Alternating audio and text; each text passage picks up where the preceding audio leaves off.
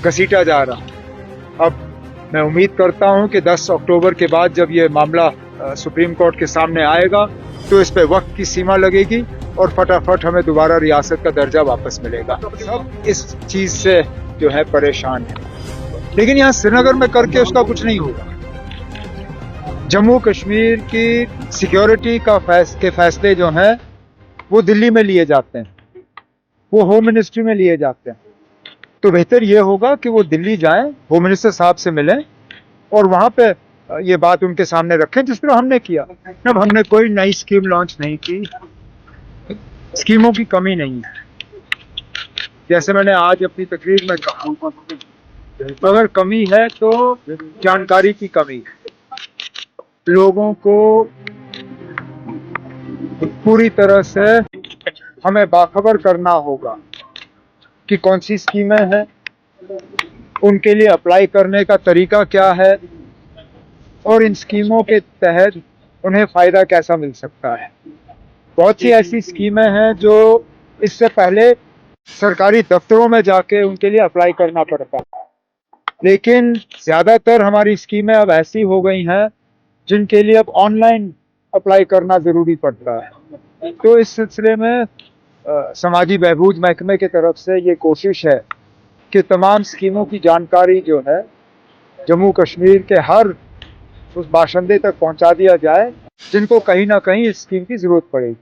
Sir, Mehbooba Mufti ने आज protest किया है जो चीज में उनके राइट्स को लेके। किस चीज में? महबूबा मुफ्ती ने प्रोटेस्ट किया है जो राइट्स को लेके।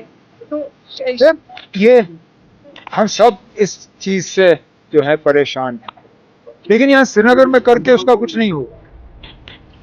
जम्मू कश्मीर की सिक्योरिटी के फैसले जो हैं वो दिल्ली में लिए जाते हैं, वो होम मिनिस्ट्री में लिए जाते हैं।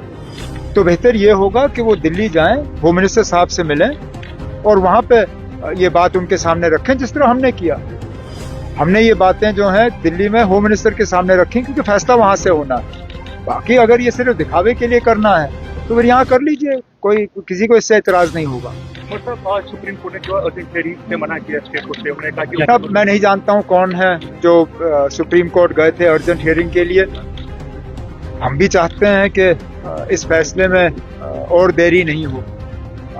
हमें भी हुकूमत में 10 महीने से ज्यादा हो गए हैं और पहले दिन से हम स्टेटहुड के पीछे लगे रहे।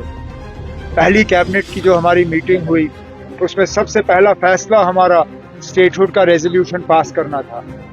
जो मेरी पहली मुलाकात वजीर आजम साहब से हुई उसमें पहला काम जो मैंने किया वो कैबिनेट का रेजोल्यूशन मैंने उनके हाथ में थमा दिया।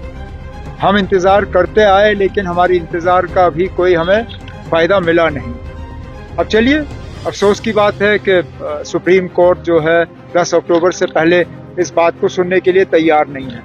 हम थोड़ा सा और इंतजार करेंगे, लेकिन हम अभी भी उम्मीद लगाए बैठे हैं कि जहां मरकज ने ये फैसला नहीं किया कम से कम सुप्रीम कोर्ट ही करे।